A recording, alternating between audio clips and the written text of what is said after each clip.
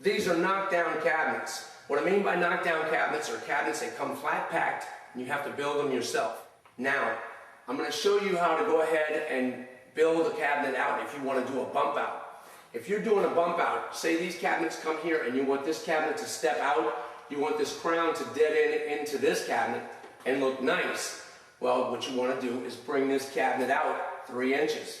So you're going to make this cabinet 15 inches deep, where these cabinets are 12 inches deep.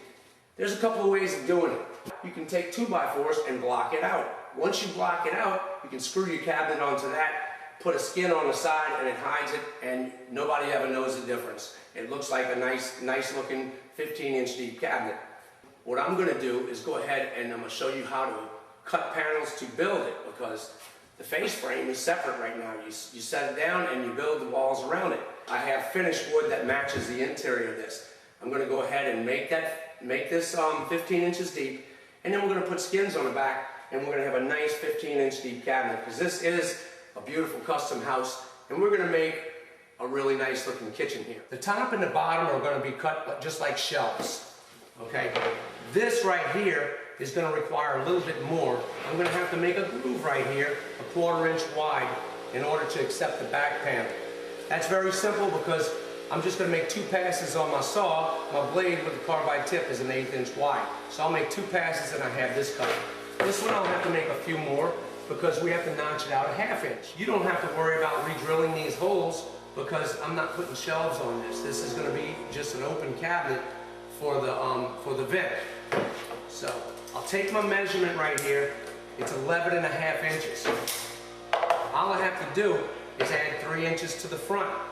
This is a 4x4 sheet of 1/2 inch plywood, and it's finished. It's made for the sink floor if you're doing a sink corner or a corner sink, and they just give you the face and you have to build the floor separate. So I use this, and I'm going to make sure when I cut this that I cut it long ways. I want my grain to go up and down on this. I don't want it side by side. Just so when you open your cabinet you don't see the grain going this way when it should go up.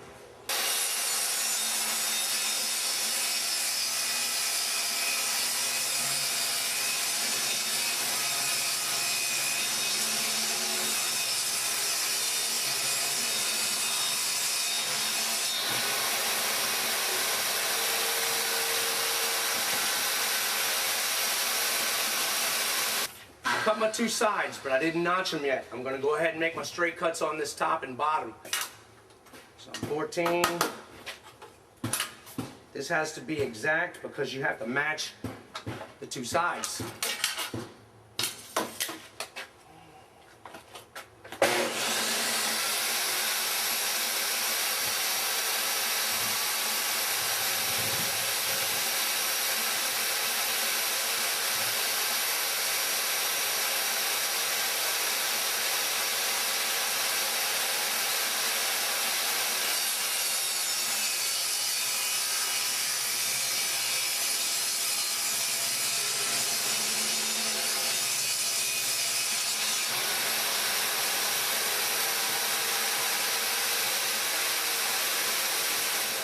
Forgot to put my safety goggles on. I'm going to use them on the next cuts. Try not to do that. My first groove is going to be on the inside of the channel, and my second's going to be on the outside of the channel, and I'll cut this out. Keep in mind, you don't want the depth of this too high, so go ahead and set it on there and make sure it's right at the edge where it needs to be.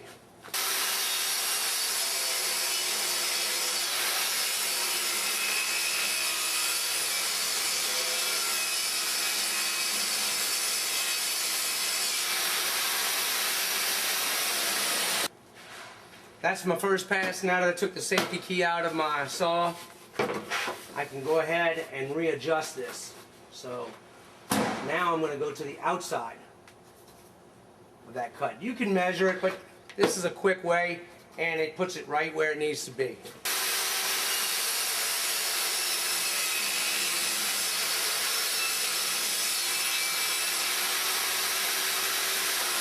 This back channel is cut. Now I want to make sure I get my height is 42 inches before I make my side cuts. Don't make that mistake.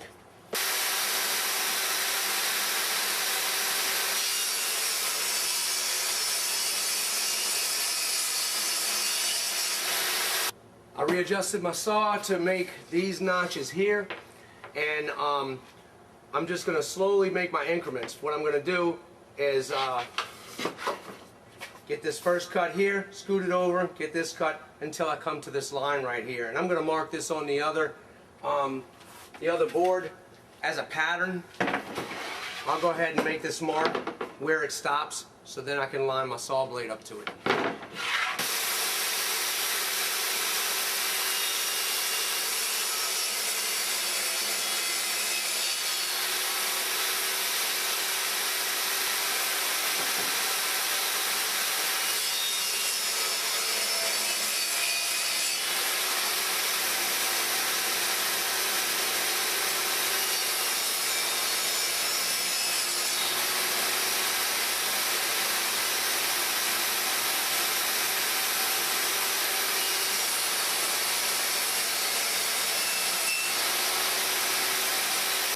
My top and bottom board, I'm going to cut 13 inches off of that. So I have my line.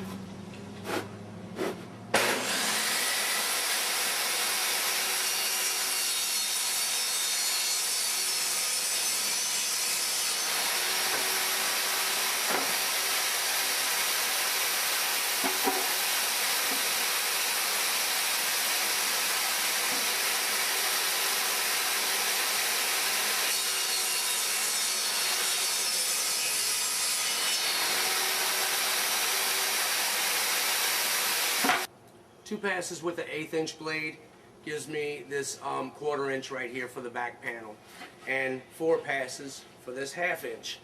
Now we're ready to put it together. Spend a couple of extra minutes and do a dry fit. Put everything together before you go ahead and nail it. That way you know everything fits perfectly. You may have to trim something here or there or make the groove a little bigger. Just takes you seconds if you dry fit it. If you nail it, then you have a problem trying to take it apart before you do that. All right, let's get it together.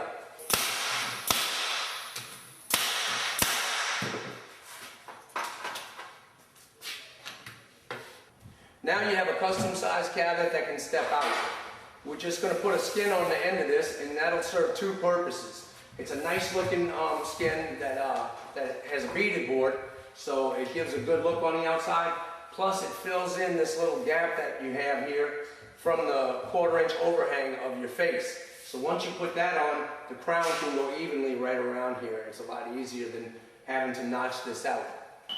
I pre-glued the back of this beaded board. Now I'm going to use my pin nailer to attach it. I have 1/2 inch nails in this pin nailer, so it'll go through this 1/4 inch thick bead board and it won't go past the 1/2 inch size.